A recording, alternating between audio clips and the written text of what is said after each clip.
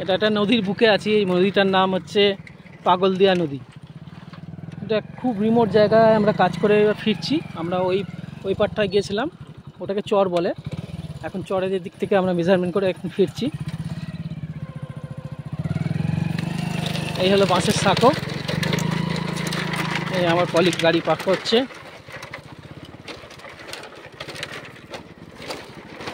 নদীতে বেশি জল নেই, ওই 1 হাঁটু, জায়গায় জায়গায় হয়তো 1 কোমর জল। বর্ষাকালে এই নদীটা তখন ভরে যায়, যেহেতু বালি ভর্তি।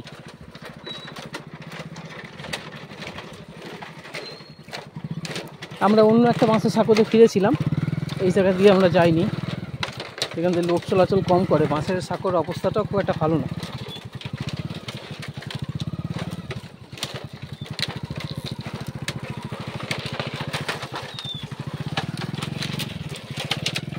এইভাবে চলছে মোটামুটি।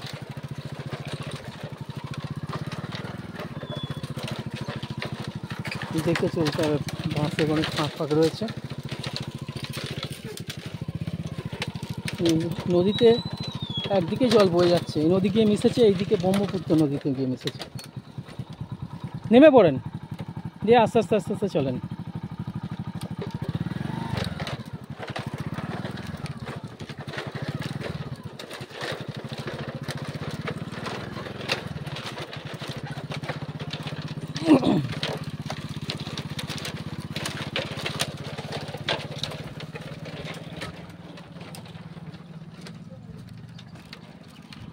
ওপারে পৌঁছে গেছে আমাদের কলিগরা।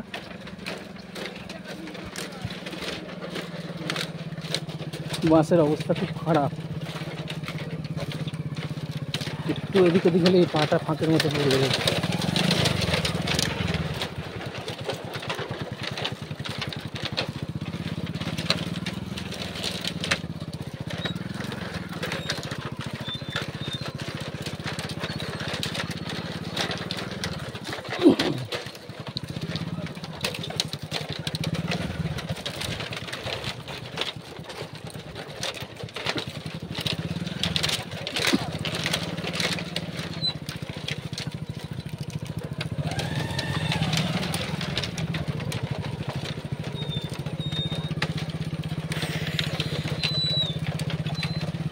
বাবা বড্ড নড়বড়ে, খুব দুলছে।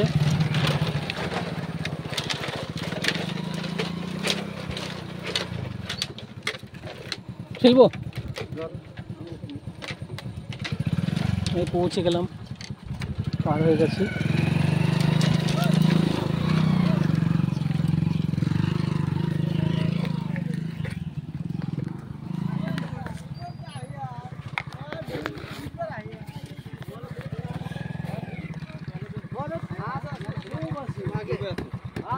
কত নিল নদী গাড়ি পার করতে? কত? 30 টাকা, 10 টাকা?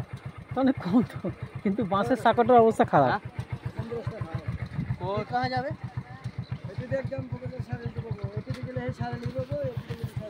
এটা আসামের কামরূপ জেলার একটা নদী, পাগলদিয়া নদী।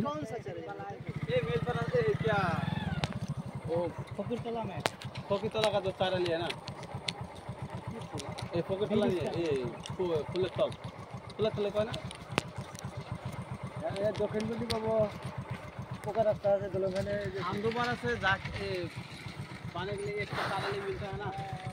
যাই হোক, দর্শকদের কাছে আবেদন, ভিডিওটা ভালো লাগলে একটা লাইক শেয়ার করে দেবেন, কমেন্ট করবেন। আবার নতুন নতুন ভিডিও নিয়ে আপনাদের সামনে আসবো। বাড়িতে ক্রিয়েটিভিটি চ্যানেলের পক্ষ থেকে আপাতত এখানে ভিডিওটা আমি শেষ করছি। ধন্যবাদ সবাইকে ভিডিওটা দেখার জন্য।